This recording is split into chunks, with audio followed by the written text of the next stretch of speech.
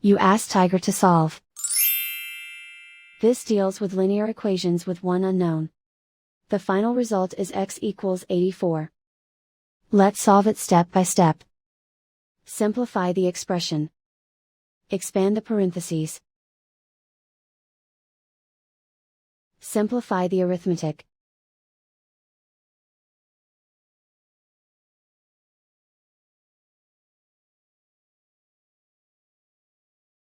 Group all constants on the right side of the equation.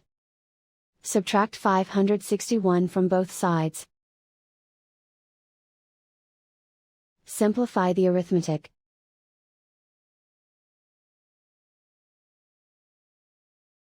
Isolate the x. Divide both sides by -6.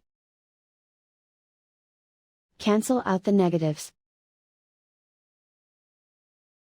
Simplify the fraction.